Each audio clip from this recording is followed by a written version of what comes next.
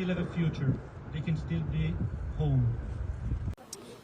My son's situation, he was one of 79 civilians taken hostage from kibbutz Nir Oz on October 7th. That same day, 59 of our community of a little over 400 were massacred by Hamas terrorists and looters who came in their wake. The only positive proof of life we've had for Sagi came over a year ago in the first round of releases.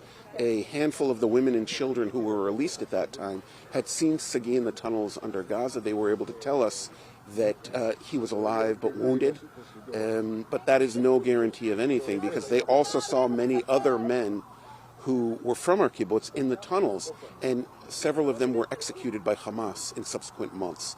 So we are not sure of anything right now.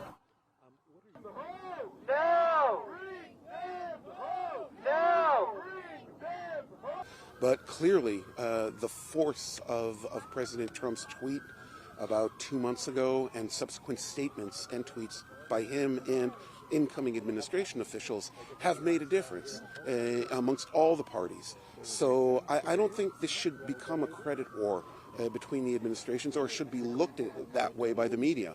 And this is a cooperative effort, and as a U.S.-Israeli citizen, from my point of view, this cooperation in a very in a very non-partisan world, this bipartisan cooperation for this issue is a great American moment without trying to apply credit more or less to either side. I am here to ask, no, to urge, to ensure.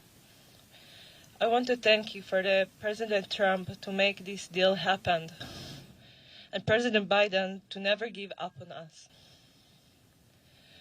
But as I'm speaking to you today, I want to make sure that the world will know the deal must go on, in full, in completely, in all the stages.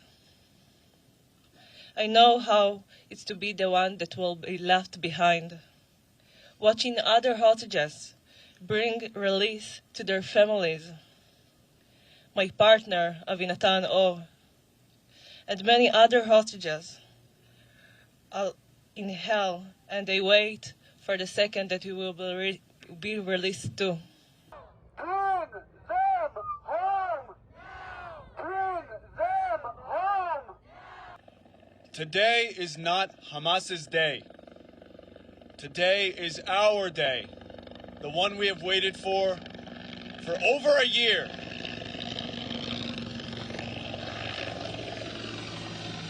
We have waited for this day for over a year to reclaim life.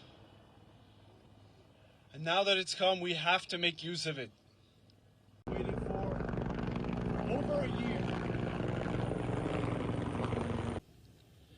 My brother Omer chose to put his own life at risk to save thousands of others. We owe it to him to rescue the people he gave his life to save, and to bring him and the rest home.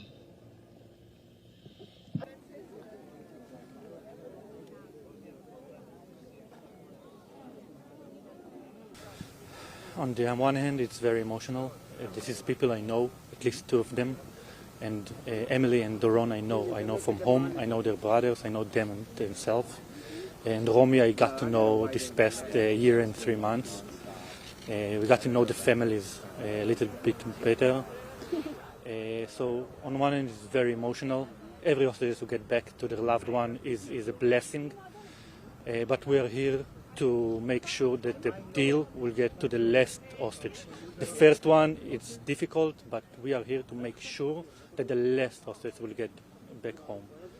They all come home before it's too late. Thank you very much. I have no information where they're supposed to be. They're supposed to be in the second phase of the deal, not in the first one, because they are not women, they are not above 50, and they are not injured in a bad way. So they're supposed to be in the second phase of the deal, but still no information about the second phase. No stops. My brothers are running out of time. Every moment that they are